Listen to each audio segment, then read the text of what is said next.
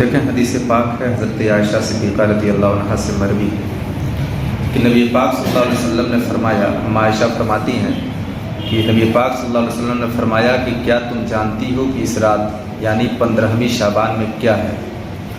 تو آپ نے عرض کیا یا رسول اللہ اس میں کیا ہے؟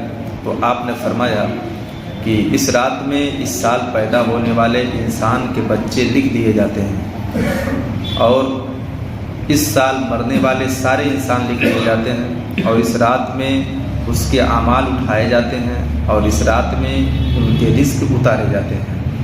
یعنی کہ شب برات ہی ایسی رات ہے جس میں اللہ تبارک و تعالیٰ کتنے لوگ پیدا ہوں گے ان کو بھی لکھ دیتا ہے، کتنے لوگ مریں گے سال میں ان کو بھی لکھ دیتا ہے، کتنے لوگوں کو کتنی روزیاں ملنی ہیں ان کو بھی لکھ دیتا ہے۔ تو گویا کہ یہ تمام چیزیں شب برات کی رات میں اللہ تبارک و تعالیٰ لکھتا ہے۔ اچھا، اور پھر یہ تمام چیزیں ان فرشتوں کو سپرد کر دی جاتی ہیں جن کی یہ ذمہ داریاں ہوتی ہیں۔ جیسے جو لوگ پیدا ہونے والے جتنے بچے، تو جو فرشتہ ماں کے پیٹ میں صورت بناتا ہے اس فرشتے کو ان کی لسٹ دے دی جاتی ہے۔ جو روزی اتارنے والا فرشتہ ہوتا ہے تو روزی جس کے مقدر میں جتنی لکھ دی جاتی ہے وہ لسٹ اس کو سپرد کر دی جاتی ہے۔ جتنے لوگ مرنے والے ہوتے ہیں تو مرنے والے کی جو لسٹ شب برات کی شب میں متعین ہوتی ہے وہ ملک الموت کو دے دی جاتی ہے۔ یعنی جو ذمہ داری جس فرشتے کی ہوتی ہے اللہ تبارک و تعالیٰ لکھ کر کے اس فرشتے کو وہ چیز سپرد کر دیتا ہے، پورے سال کی ذمہ داری اس فرشتے کو اس میں مل جاتی ہے شب برات کی رات میں۔ اب یہاں ایک چیز اور بتاؤں کہ جب اللہ تبارک و تعالیٰ اپنے فرشتوں کو ان علوم سے جنہیں علوم خمسہ کہتے ہیں، یعنی وہ 5 علوم جس کے بارے میں دوسرے فرقے کے لوگ اعتراض کرتے ہیں کہ اس کا علم صرف اللہ کو ہے اور کسی کو نہیں، اور اس حدیث سے پتہ یہ چل رہا ہے کہ اللہ تبارک و تعالیٰ ان علوم کو اپنے فرشتوں کو شب برات کی رات میں بتا دیتا ہے۔ تو سال بھر وہ فرشتے سال بھر کی ڈیوٹی جب انہیں مل جاتی ہے، ماں کے پیٹ میں کیا ہے، کون کب مرے گا، کون کتنے پیدا ہوں گے، کس کو کیا روزی ملے گی، یہ علوم خمسہ میں سے ہیں اور اللہ تعالیٰ یہ فرشتوں کو بتلا رہا ہے۔ تو اعتراض کرنے والے میرے نبی پر اعتراض کرتے ہیں کہ اللہ تبارک و تعالیٰ ہی کو یہ 5 چیزوں کا علم ہے اور کسی کو علم نہیں ہے، اور حدیث پاک کہہ رہی ہے کہ فرشتوں کو بھی اللہ شب برات میں یہ باتیں بتلا دیتا ہے۔ تو پتہ یہ چلا کہ فرشتے جب علوم خمسہ جانتے ہیں تو میرے نبی تو فرشتوں کے بھی سردار ہیں، میرے نبی تو نبیوں کے بھی سردار ہیں، فرشتوں کے بھی سردار ہیں۔ جب اللہ تبارک و تعالیٰ فرشتوں کو یہ علوم بتلا دیا کہ کون کب مرے گا، ملک الموت تم جان لو، کس کو کتنی روزی ملنی ہے، میکائیل علیہ السلام تم جان لو، تو اس طرح سے فرشتوں کو بتا دیا، تو جب فرشتے جان گئے تو میرے نبی کیوں نہیں جانیں گے؟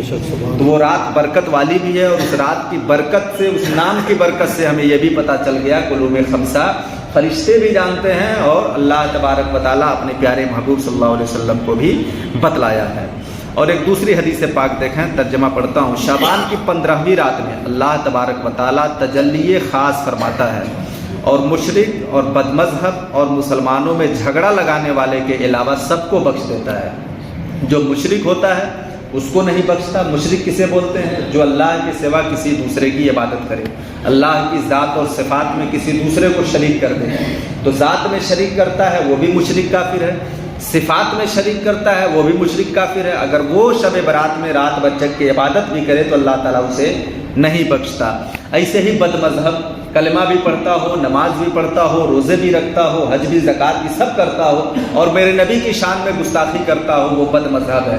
وہ پوری رات شب برات میں جگ کر کے عبادت کرے، اللہ تعالیٰ اسے نہیں بخشتا جب تک وہ اپنے بد مذہبی سے توبہ نہ کرے۔ یعنی جو اس کی اصل بنیادی خطائیں غلطیاں ہیں ان سے جب تک توبہ نہیں کرتا اللہ تعالیٰ انہیں نہیں بخشتا۔ یہ حدیث پاک ہے۔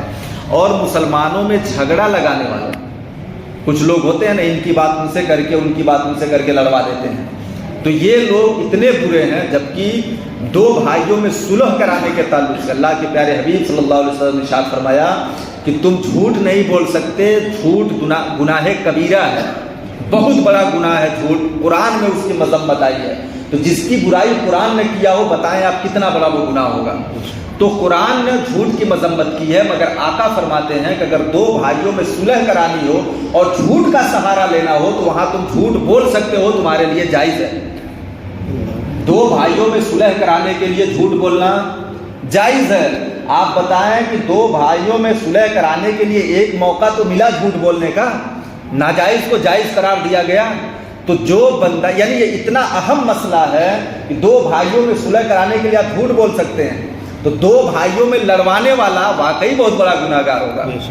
جب صلح کرانے کے لیے جھوٹ کی اجازت دی جا رہی ہے تو کتنا یہ حساس مسئلہ ہے، کتنا اہم مسئلہ ہے، جو بندہ دو بھائیوں میں لڑوا دے تو اللہ تبارک و تعالیٰ، اللہ کے نبی فرماتے ہیں کہ اللہ تبارک و تعالیٰ شب برات میں اس بندے کو بخشتا نہیں ہے جو بندہ دو بھائیوں میں لڑائی کروا دے۔